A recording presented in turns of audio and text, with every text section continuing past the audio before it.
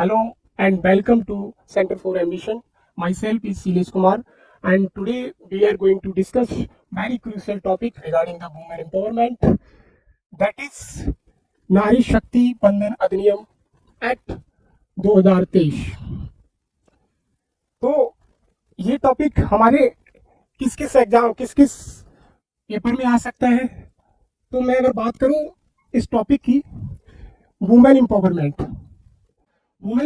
की बात करूं तो ये हमारा जीएस वन का टॉपिक है, सोसाइटी से रिलेटेड। जीएस 2 का टॉपिक इसलिए है क्योंकि इसमें कॉन्स्टिट्यूशनल अमेंडमेंट 106 है। देन मुझे लगता है कि ये जीएस 4 में भी अगर एग्जामिनर चाहे तो कहीं ना कहीं से कनेक्ट कर सकता है। कैसे कनेक्ट कर सकता है? जीएस 4 में एक टॉपिक है एटीट्यूड। एटीट्यूड में एक हम मॉडल पढ़ते हैं, कैम मॉडल। एटीट्यूड का सारा खेल डिपेंड है कैम मॉडल पे। वो कहता है कि किसी व्यक्ति का एटीट्यूड डिपेंड करता है कॉग्निटिव, अफेक्शन, बिहेवियर एस्पेक्ट पे। तो यहाँ से अगर एग्जामिनर चाहे तो जीएस 4 में भी ला सकता है। अगर जीएस 4 में नहीं तो हम एटीट्यूड के अपने एस्पेक्ट जीएस 2 या जीएस 1 में रखकर इस पेपर अच्छा लिख सकते हैं। तो देखते हैं ये टॉपिक, कॉन्स्टिट्यूशनल अमेंडमेंट एक्ट कौन सा 106 कब आया? 2023। आगे बढ़ने से पहले थोड़ा हम देखेंगे कि एक्ट और बिल में डिफरेंसेस क्या होता है, क्योंकि ये कॉन्स्टिट्यूशनल अमेंडमेंट बिल है। अमेंडमेंट अगर बिल की बात करूं तो ये हमारा 127 है। तो हमें मोटा मोटी ये देखना है कि एक्ट और बिल में डिफरेंसेस क्या हो सकते हैं। अगर एग्जामिनर चाहे तो छोटा सा स्टेटमेंट अगर पास कर दे कि every act is a bill, yes और नो, और every bill is a act. तो हम अगर देखें तो एक्ट, सबसे पहले हम समझेंगे बिल क्या चीज है, what is bill and what is act. In layman term we can say that bill is a proposed law.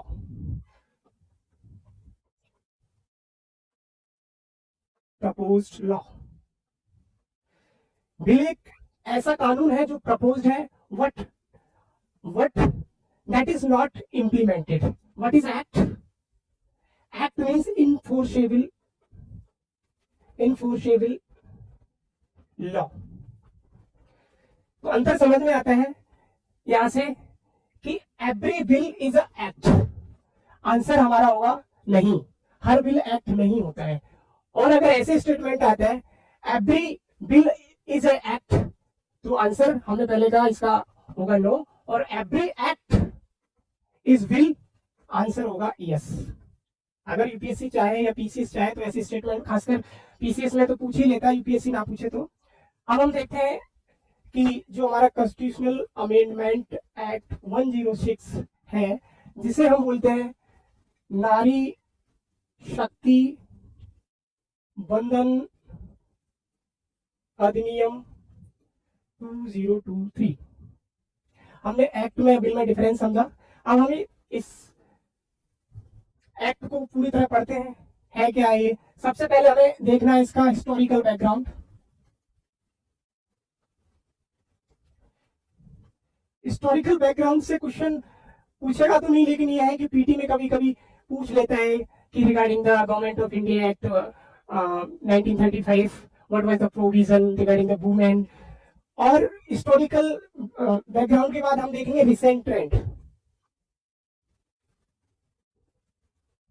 Recent trend में क्या हम देखेंगे कि जो अभी पार्लियामेंट में महिलाओं के लिए कितनी सीटें हैं, सॉरी पार्लियामेंट में अभी महिलाओं का रिप्रेजेंटेशन कितना है, पंचायती लोकल बॉडीज में रिप्रेजेंटेशन कितना है, और वुमेन एम्पावरमेंट के लिए सरकार ने क्या किए, वो एक डिबेट का टॉपिक है। लेकिन रिसेंट ट्रेंड देखेंगे हम। उसके बाद हम देखेंगे कि what is the objective of this act and feature of this act. फिर उसके बाद हम बात करेंगे some challenges regarding the implementation of this act. कौन कौन से चैलेंजेस हो सकते हैं, which is very helpful for the mains. Then एक बोनस क्वेश्चन जहां से फ्रेम होने के चांसेस हैं पीटी एंड मेंस के लिए, लास्ट में हम देखेंगे। तो सबसे पहले हम देखते हैं historical background. Historical background.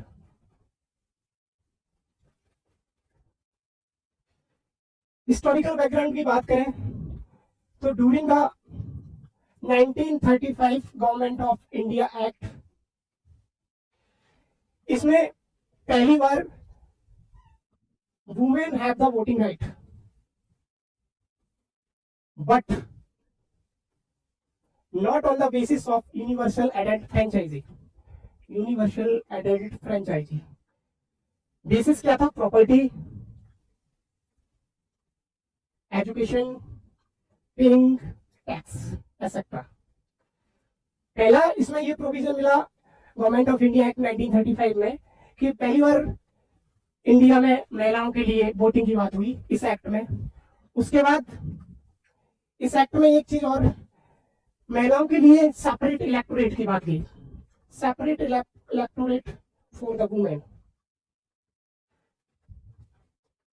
Separate electorate doesn't mean reservation, reservation is entirely different from the separate electorate. ये हम किसी अलग टॉपिक में किसी दिन समझेंगे क्योंकि टॉपिक थोड़ा लंबा हो जाएगा। उसके बाद दूसरी बार after the government of India act 1935 there is a debate in constituent assembly. Debate में क्या था कि क्या महिलाओं को पार्लियामेंट में रिजर्वेशन देना चाहिए?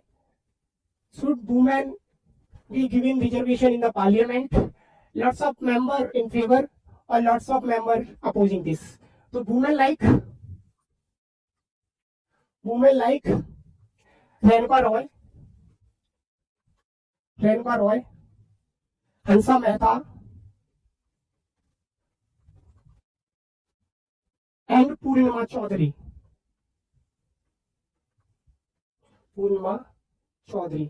They are opposed the women reservation in the parliament. They said women want equality but not reservation.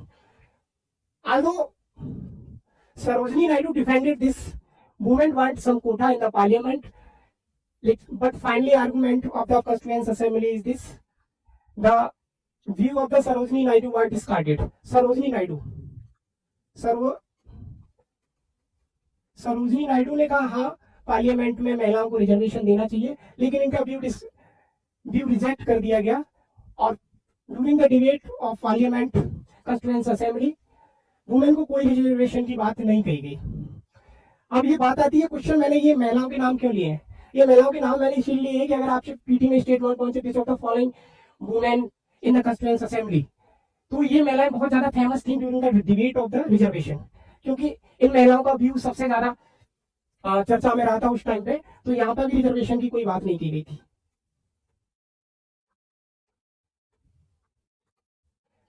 Then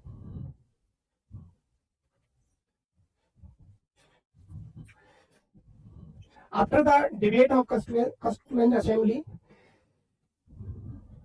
अब आपके दिमाग में एक क्वेश्चन आ रहा होगा कि रिजर्वेशन जब हमने महिलाओं को राइट टू इक्वालिटी की बात कर रहे हैं फंडामेंटल राइट में, we are talking about the fundamental right, article 14, article 15, article 16 and lot of article, but they are the important article 21, article 16,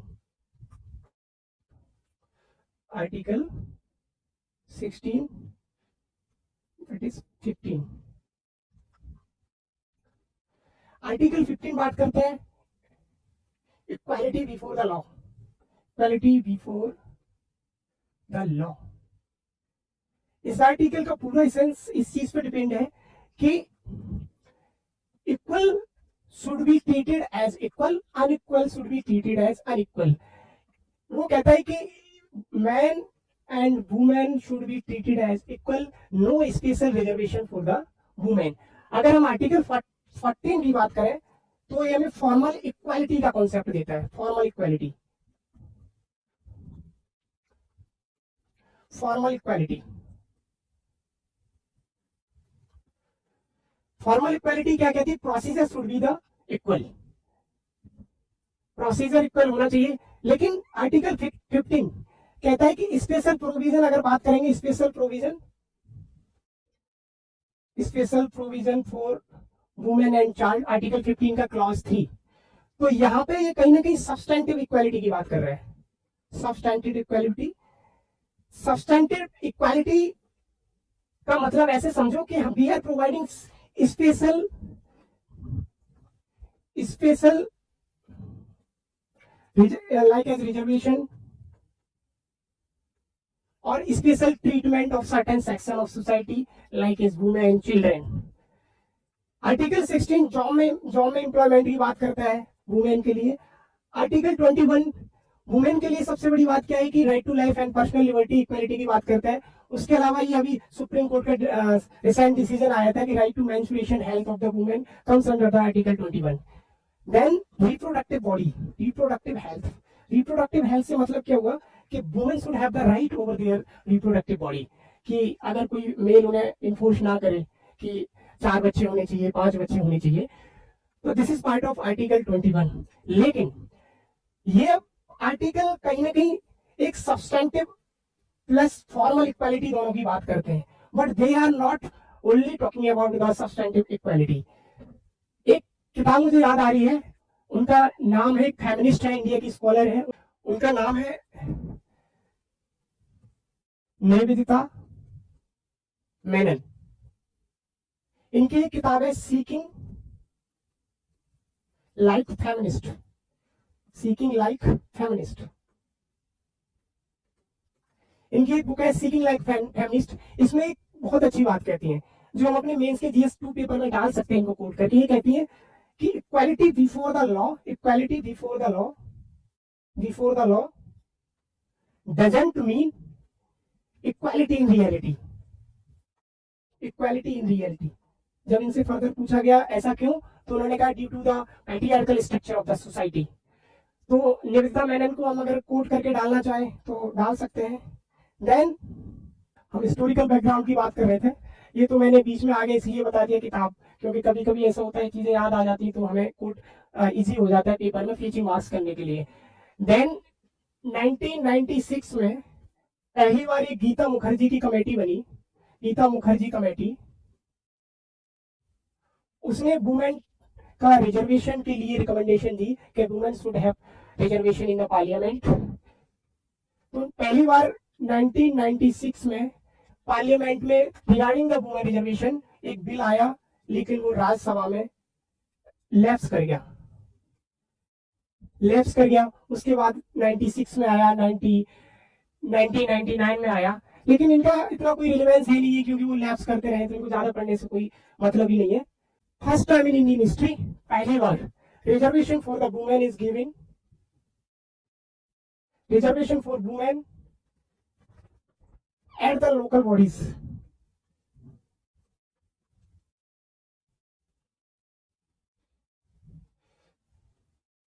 पहली बार लोकल बॉडीज में वुमेन को रिजर्वेशन मिला। Constitutional amendment act 74 and 73। Article इनकी बात करें तो आर्टिकल 243 का टी म्यूनसिपैलिटी के लिए है, 243 का D T 243 T for the municipality में 33% reservation for the women, and 243 D 33% reservation for in local bodies. यहां से बात हुई, लेकिन ये सिर्फ लोकल बॉडीज में रिजर्वेशन दिया गया था। फिर उसके बाद एक famous act, famous constitutional amendment bill आया, constitutional amendment bill, that is 108 2008 में। ये बिल आने से पहले कॉन्स्टिट्यूशनल अमेंडमेंट एक्ट 106, ज्यादातर हम मेंस में इसी को रिकमेंडेशन में डालते थे कि सरकार को इस बिल को पास कर देना चाहिए तो वुमेन पार्लियामेंट में रिजर्वेशन मिल जाएगा। तो ये बिल आया, फाइनली ये भी लैप्स कर गया था, तो इसके प्रोविजन पढ़ने में कोई फायदा भी नहीं है। प्रोविजन ऑल्दो लगभग इस 2023 वाले और इसके प्रोविजन लगभग सेम ही है।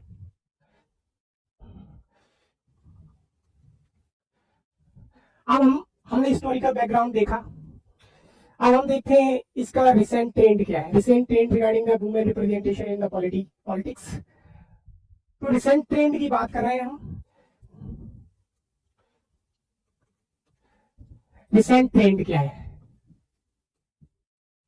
रिसेंट ट्रेंड ये फैक्चुअल डाटा है, तो सबसे पहले हम देख सकते हैं कि रिसेंटली जो अभी है 44 अप्रॉक्स 44% वुमेन रिप्रेजेंटेशन है लोकल बॉडीज में, क्योंकि यहाँ पे 33% तो रिजर्व है ही है। और कुछ स्टेट हैं जैसे एमपी हो गया, झारखंड हो गया, छत्तीसगढ़ हो गया, वहां पे बिहार में भी है शायद 50% रिजर्वेशन स्टेट गवर्नमेंट ने वुमेन को दे रखा है। वो वुमेन का रिजर्वेशन स्पेशली लोकल बॉडीज पे डिपेंड करता है कि स्टेट गवर्नमेंट कितना देती है। ये उसके बाद एक संस्था है, उसका नाम है इंटर पार्लियामेंट्री यूनियन। इसका डाटा इसलिए बहुत ज्यादा महत्वपूर्ण हो जाता है क्योंकि इस डाटा को कोट करके हम इसमें आंसर लिख सकते हैं। इसने कहा कि 18 लोकसभा इलेक्शन पे इसने कहा कि India going with a severe crisis regarding the women representation in the Indian politics. कैसे कहा? इसने कहा कि ग्लोबली एवरेज 26% है, लेकिन इंडिया में लोकसभा में देखा जाए इंडिया में तो अभी अप्रॉक्स 13.6% सीटें हैं, मतलब रिप्रेजेंटेशन है। अभी 74 महिलाएं हैं जो रिप्रेजेंट करती हैं वुमेन को लोकसभा में। और उसने कहा कि राज्यसभा में भी अप्रॉक्स 13% है। और मैंने जो बताया कि अपने लोकल बॉडीज में तो अपना है ये 44%, अप्रॉक्स 44%। तो ये सब देखते हुए हमें लग रहा है कि वुमेन को रिजर्वेशन होना चाहिए, क्योंकि वुमेन अप्रॉक्स 49% और 50% कंट्रीब्यूट करती है इंडियन सोसाइटी में, तो उनका हक तो बनता है। तो इसके लिए हम आगे समझते हैं। रिसेंट ट्रेंड देखने के बाद हम अब देखेंगे कि what is constitutional amendment act, most important topic for the PT point of view 106। सबसे पहले इंपोर्टेंट इसलिए कि यहीं से सीधा स्टेटमेंट आएगा कि इसमें क्या जोड़ा गया, क्या घटाया गया, ऑब्जेक्टिव क्या है। पहला इसका अगर हम एम की बात करें तो एम इसका स्ट्रेट फॉरवर्ड बात करें वुमेन एम्पावरमेंट।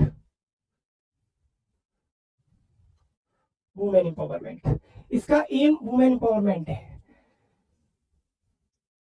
कहां पे? Representation of the women in the politics. उसके बाद हम इसके फीचर देख लेते हैं। फीचर क्या है इसके? फीचर्स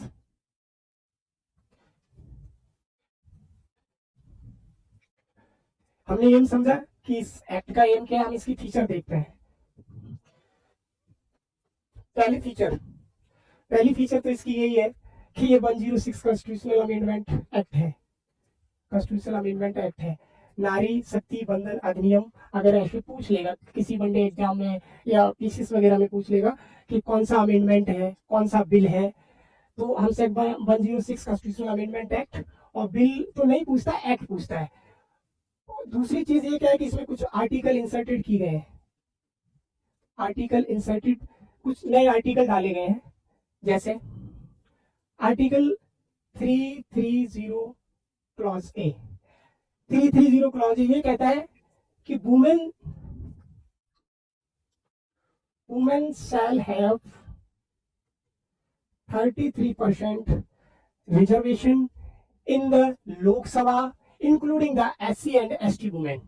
मैंने वर्ड यूज किया है यहाँ पे 33% reservation of the women in Lok Sabha.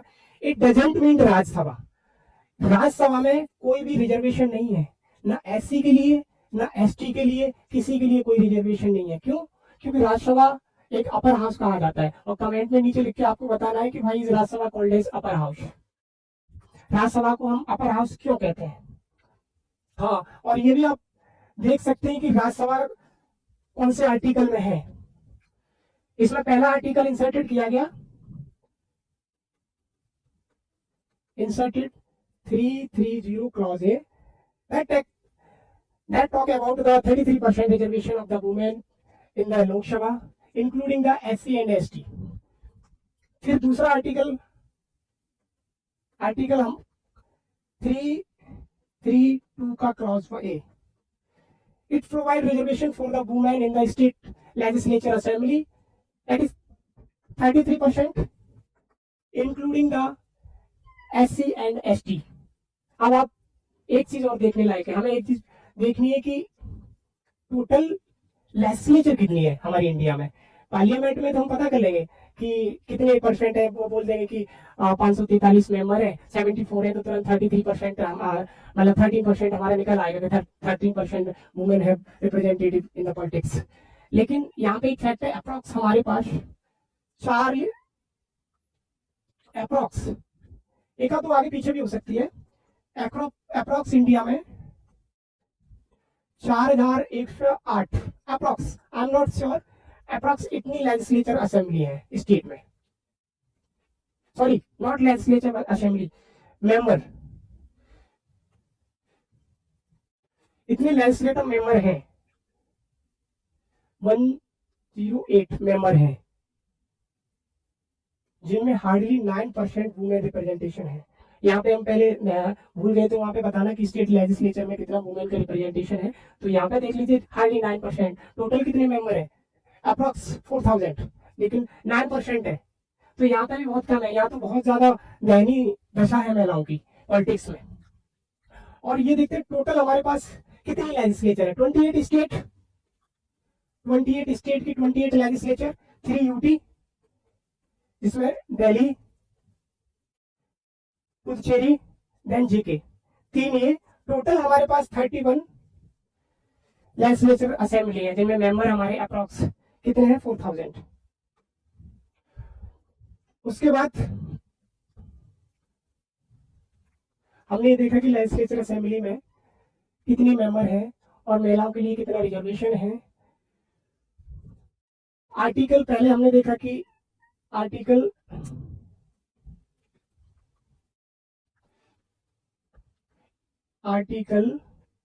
इसमें 33 का क्लॉज ए जुड़ा regarding the Lok Sabha reservation, shortcut पढ़ लेते हैं। दूसरा हमने देखा कि इसमें आर्टिकल 332 का क्लॉज ए लेजिस्लेचर के लिए जुड़ा। अब तीसरा इसमें हम देखते हैं आर्टिकल 334 का क्लॉज ए, ये क्या कहता है।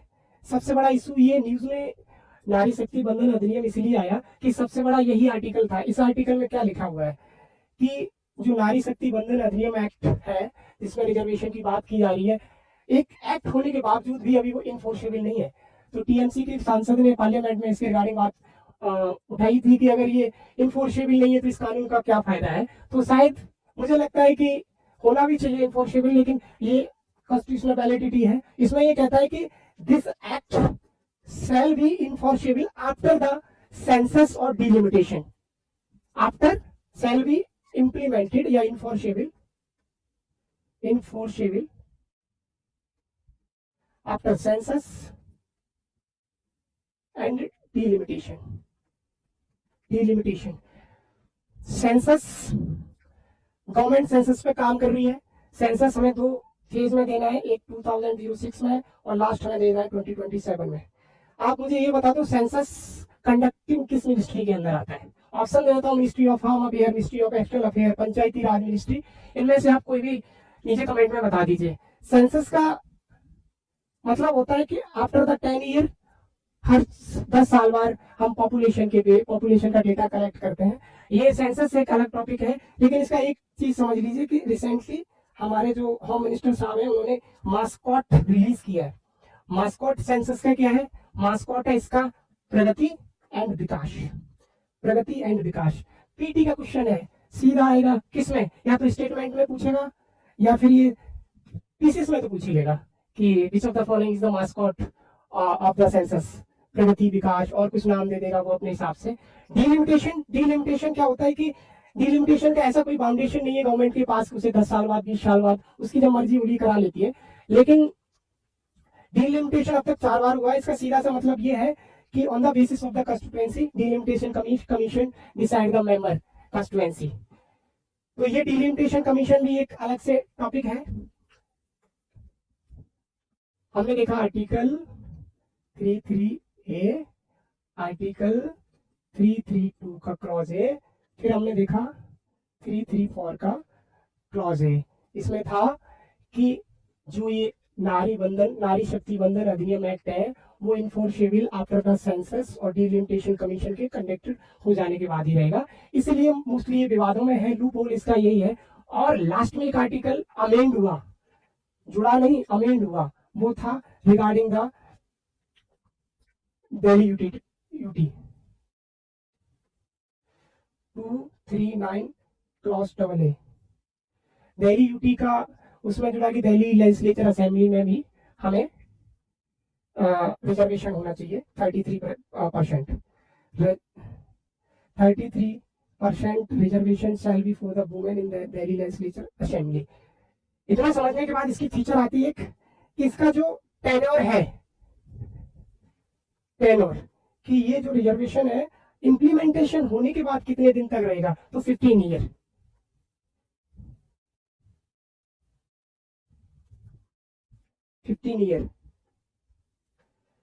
इसका सनसेट क्लॉज अगर है तो ये है कि 15 ईयर का रहेगा, उसके बाद पार्लियामेंट पे डिपेंड करता है कि वो आगे फर्दर प्रोसीड करे या ना करे।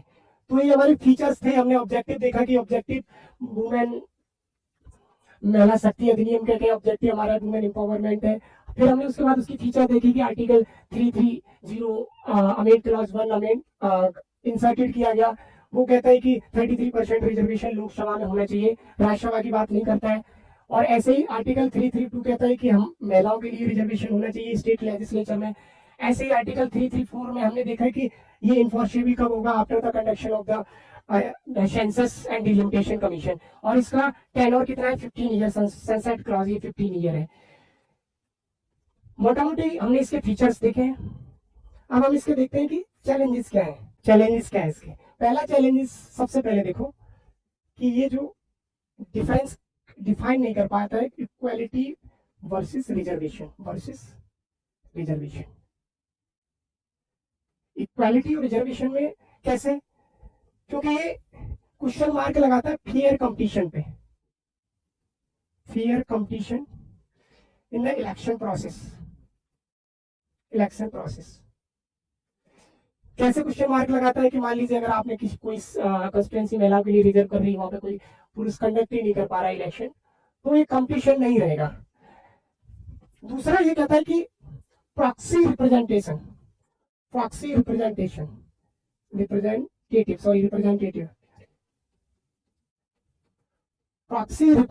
Of women.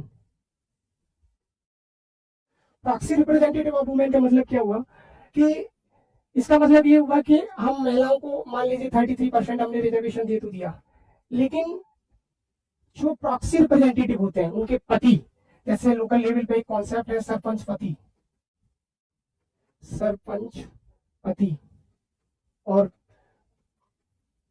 प्रधानपति, जैसे प्रधानपति,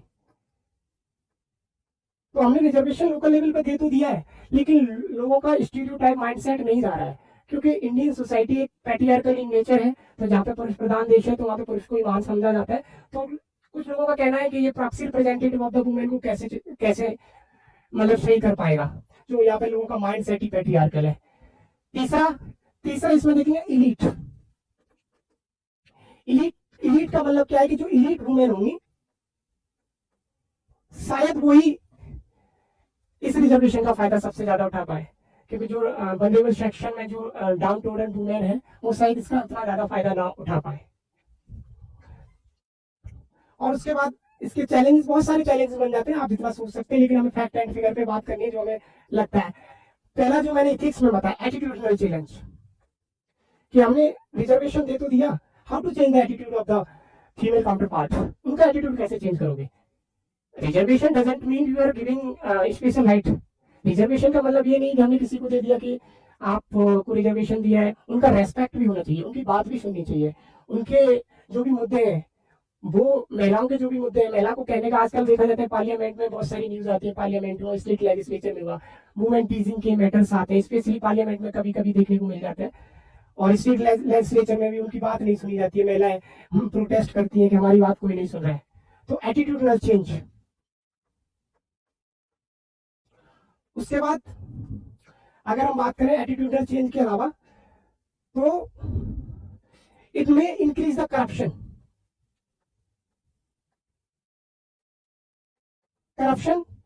करप्शन कैसे बढ़ाएगा ये कि वुमेन का रिजर्वेशन हो जाएगा तो ऑलरेडी जो बाहुबली है वो अपनी पत्नियों को पार्टी में पार्टी में लाने के लिए पैसा देंगे और जो भी करेंगे वो करप्शन लीड टू और टिकट लेने के लिए, वैसे इंडिया में कहा जाता है कि पैसे से टिकट मिलती है, तो कुछ लोगों का कहना है ये तो मतलब करप्शन बढ़ाता है। तो हमने इसके चैलेंज देखे। चैलेंज के बाद बहुत सारे चैलेंजेस हो सकते हैं, वो बाकी जब हम मेंस का पढ़ेंगे तब उसमें चैलेंजेस क्या हो सकते हैं, इसके वे फॉरवर्ड क्या हो सकते हैं और इसमें पॉजिटिव एस्पेक्ट क्या है, नेगेटिव एस्पेक्ट क्या है, क्योंकि ये इस पर अगर पढ़ाएंगे तो 1 घंटे का वीडियो हो जाएगा। फिर हम उसके देख सकते हैं, हमने देखा कि हम इसको बोनस क्वेश्चन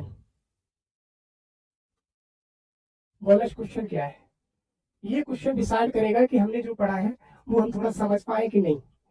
पहला क्वेश्चन पीटी का अगर चाहे तो वो कह सकता है विच of the following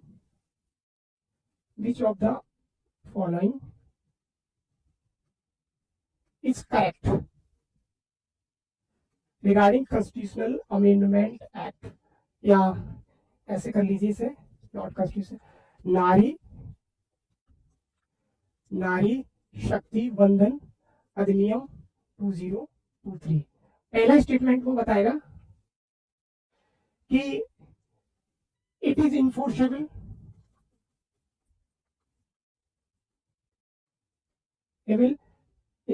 since the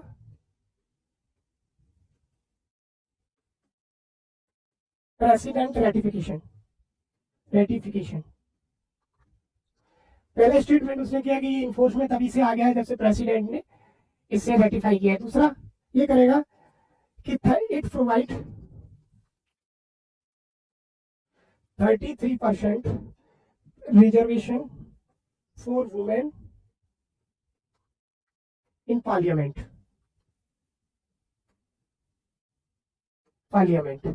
तीसरा ये कर सकता है कि इसका टेन्योर पूछ लेगा आपसे कि टेन्योर कितना है, 15 ईयर,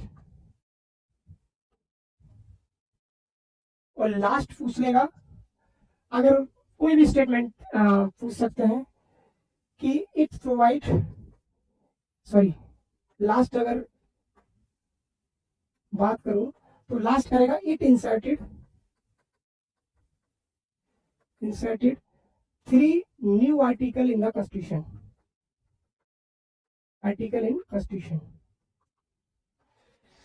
अब इसको देखो, ऑप्शन क्या, उसमें तो सीधा ही दिख रहा है कि which of the following is correct regarding the नारी शक्ति बंधन। पहला देखो, आप कर सकते हैं, मैं करा ही देता हूँ, it is enforceable since the president ratification. तो हमने पढ़ा कि इसी का सबसे बड़ा लूप होल यही है कि एक्ट बन गया लेकिन अभी इन्फोर्सेबल नहीं है, प्रेसिडेंट ने रेटिफाई भी कर दिया है, तो दिस इज नॉट करेक्ट। अब ये कहता है कि it provide 33% reservation for the women in the parliament. यहाँ पे वर्ड यूज किया गया है पार्लियामेंट, तो पार्लियामेंट का मतलब राज्यसभा एंड लोकसभा दोनों होती है, not parliament but is the Lok Sabha, तो ये भी गलत है। अब ये कहता है टेनोर, इसका टेनोर कितना है, मतलब 15 ईयर आफ्टर द इन्फोर्समेंट, तो 15 ईयर, तो ये बिल्कुल सही है, 15 ईयर। फिर ये कहता है it inserted 3 new article in the constitution, तो 3 न्यू आर्टिकल हमने पढ़ा कि इसने आर्टिकल 330 क्लॉज 1 ऐड किया, इसने 332 क्लॉज ए ऐड किया, 334 क्लॉज ए किया, लेकिन मैंने कहा था जो नेशनल कैपिटल रीजन से रिलेटेड है, जो दिल्ली से रिलेटेड आर्टिकल है, उस आर्टिकल को इसने सिर्फ अमेंड किया है, न कि नया ऐड किया है, तो इसने कहा it inserted 3 new article in the constitution, तो ये भी सही है। तो यहाँ पे 2 स्टेटमेंट सही है और 2 गलत है। एक मेंस का क्वेश्चन जो फॉर्मेट बना के देखते हैं, मेंस का क्वेश्चन आप अगर लिख सकते हैं, छोटा सा ही क्वेश्चन है, उसको देखते हैं। Discuss the key implementation challenges of Nari Shakti Bandhan अधिनियम 2023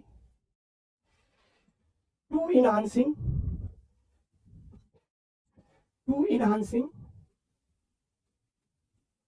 women representation in Indian politics।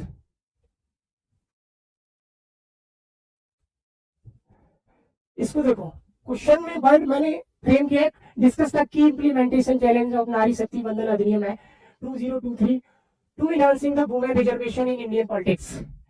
Question का देखो, अगर एग्जामिनर चाहे तो इसी क्वेश्चन को बहुत ज्यादा एनालिटिकल बना देगा, यहाँ पे डिस्कस की जगह वो लिख देगा क्रिटिकली एग्जामिन, क्रिटिकली एग्जामिन। अब ये मोर एनालिटिकल क्वेश्चन हो जाता है। फ्रेमिंग एक बार मैं बता देता हूँ इस क्वेश्चन की फ्रेमिंग कैसे करनी है हमें। पहले सिंपली फ्रेमिंग करते हैं कि हमने डिस्कस पूछा है, इसमें देखो कीवर्ड क्या है। कीवर्ड इस क्वेश्चन के अगर इफ यू आर बिगिनर तो सबसे पहले हमें समझना चाहिए कि इसके कीवर्ड क्या है।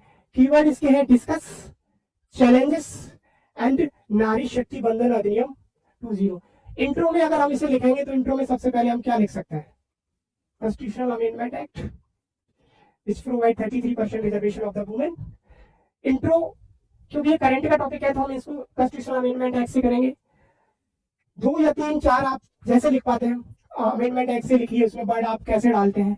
उसके बाद की चैलेंजेस, क्योंकि इसमें चैलेंजेस पूछा है तो की चैलेंजेस हमने जो डिस्कस किए 4-5, उसके अलावा बहुत सारे चैलेंजेस हो सकते हैं। की चैलेंजेस इसके लिख सकते हैं। उसके बाद हम इसे कंक्लूड कैसे करेंगे। कंक्लूड करने का तरीका ये है, सबसे पहले हमें कीवर्ड देखना है। कीवर्ड इज चैलेंज, तो चैलेंज मीन्स कि वो आपसे इसका सॉल्यूशन पूछने की कोशिश कर रहा है कि हमें क्या करना चाहिए। तो कंक्लूजन आपका ऑप्टिमिस्टिक होना चाहिए। अगर आपने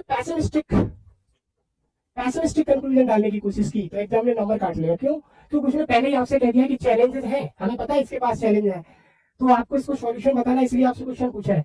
तो अगर आप सॉल्यूशन किसी को बताएंगे तो थोड़ा कॉन्फिडेंस में बताएंगे, ऑप्टिमिस्टिक होके, ना कि पैसिमिस्टिक। हाँ, अगर आपने ये कह दिया कि हाँ ठीक है रिजर्वेशन दे दिया है लेकिन ग्रास रूट लेवल पे कितना इंप्लीमेंटेड हो सकता है वो देखना है, अगर ऐसे करके आपने कहीं पे से कंक्लूड कर दिया तो एग्जामिनर आपके नंबर काट लेगा, काट भी सकता है। ऑप्टिमिस्टिक इन द सेंस क्या करना है आपको, कहना है डिस्पाइट दीज चैलेंजेस नारी शक्ति बंधन अधिनियम act have lot of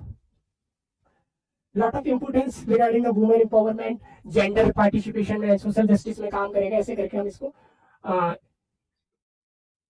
conclude कर सकते हैं।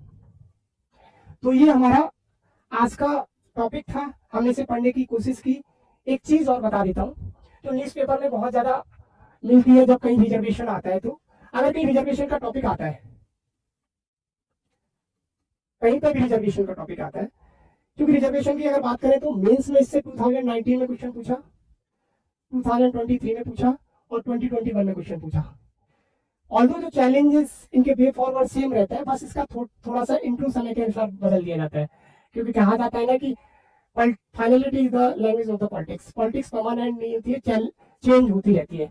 तो रिजर्वेशन का आप अगर न्यूज़पेपर पढ़ते हैं, बहुत सारी मैगजीन है, मैंने देखा कि विजन की मैगजीन में और 1-2 मैगजीन में पाया, वहां पे एक लिखा होता है ना triple test formula. Triple test formula हमें ये समझ रहे हैं कि जहां पे भी एडिटोरियल आता है, कोई आर्टिकल आता है, तो ये वर्ड बहुत ज्यादा मिलता है। कोई स्कॉलर लिख देता है ट्रिपल टेस्ट फार्मूला, अब हमें पता ही नहीं ट्रिपल टेस्ट फार्मूला क्या है, कि किस बेसिस पे। तो as per the supreme court में एक केस आया था Krishnamurthy MURRTY Murthy versus Union of India. Krishnamurthy versus Union of India में सुप्रीम कोर्ट ने ट्रिपल टेस्ट फार्मूला को डिफाइन किया, जो बात करता है रिजर्वेशन ट्रिपल टेस्ट फार्मूला का। दूसरे वे में हम ये समझे तो ये है कि सुप्रीम कोर्ट कहता है कि रिजर्वेशन किसी को हम दे रहे हैं तो कैसे देना चाहिए।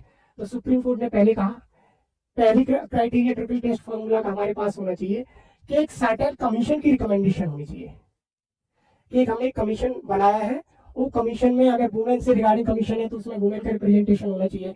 वल्नरेबल सेक्शन से रिगार्डिंग अगर कोई कमीशन है तो उसमें वल्नरेबल सेक्शन का रिप्रेजेंटेशन होना चाहिए। मान लीजिए सोशल वेलफेयर रिलेटेड, जैसे एनवायरनमेंट से रिलेटेड कोई कमीशन है तो उसमें एनवायरनमेंट एक्टिविस्ट का रिप्रेजेंटेशन होना चाहिए। तो कमीशन में प्रॉपर रिप्रेजेंटेशन होना चाहिए। उसके बाद इंपेरिकल डाटा होना चाहिए, data fact. Empirical data fact का मतलब ये हुआ कि ग्रास रूट लेवल पे हमें प्रॉपर फैक्चुअल डाटा कलेक्ट करना चाहिए कि अगर हम किसी को रिजर्वेशन दे रहे हैं तो किस हद तक हमें रिजर्वेशन देना चाहिए, और देना चाहिए तो क्यों देना चाहिए, और नहीं देना चाहिए तो क्यों नहीं देना चाहिए। तीसरा, सुप्रीम कोर्ट ने ये कहा कि जो रिजर्वेशन देना चाहिए ट्रिपल टेस्ट फॉर्मूला के अनुसार, that should not enhance the exceed limit of 50%, कि 50% से ज्यादा क्या नाम है अपना रिजर्वेशन नहीं होना चाहिए। वो कैप लिमिट 15% से ज्यादा नहीं होना चाहिए, लेस देन होगा। तीसरा उन्होंने कहा कि प्रपोर्शनेट रिप्रेजेंटेशन ऑफ पॉपुलेशन। मैंने ये बहुत शॉर्ट में पढ़ा है आर्टिकल, इस पे पूरा आपको 2000 वर्ड का 3000 वर्ड का आर्टिकल ट्रिपल टेस्ट फॉर्मूला पे मिलता है, उसमें बहुत सारे केस है। मैंने ये कृष्णामूर्ति का केस वर्सेस ऑफ इंडिया, ये मेन केस था, उसमें डिफाइन किया था प्रोपोर्शनल रिप्रेजेंटेशन का मतलब कि जिसको हम रिजर्वेशन देने चाहे, मान लीजिए महिलाओं को रिजर्वेशन दे रहे हैं, तो महिलाओं को रिजर्वेशन, महिलाओं की पॉपुलेशन कितनी है उसके अनुसार हमें प्रोपोर्शनेट रेशियो में हमें रिजर्वेशन देना चाहिए। अगर हम वल्नरेबल सेक्शन को रिजर्वेशन देने की बात कर रहे हैं तो हमें कितना रिजर्वेशन देना चाहिए। तो सुप्रीम कोर्ट का जो कृष्णामूर्ति केस था, उस डिसीजन ने ये बताया कि रिजर्वेशन इन चीजों का बेसिस होना चाहिए। कमीशन की रिकमेंडेशन, कोई सर्टेन कमीशन बैठा है और ये इंपेरिकल डेटा कलेक्ट करना चाहिए उस कमीशन को, डेटा फैक्ट फिगर। उसके बाद नॉट मोर देन 50% से ज्यादा नहीं होना चाहिए, कैप लिमिट 50%, और proportionate representation of the population, कि जिसको हम रिजर्वेशन देने जा रहे हैं उसकी पॉपुलेशन कितना रिप्रेजेंट करती है इंडियन सोसाइटी में। तो आज का टॉपिक यही था। लाइक करें, कमेंट करें और सब्सक्राइब करना ना भूलें। मिलते हैं अगले वीडियो में। धन्यवाद।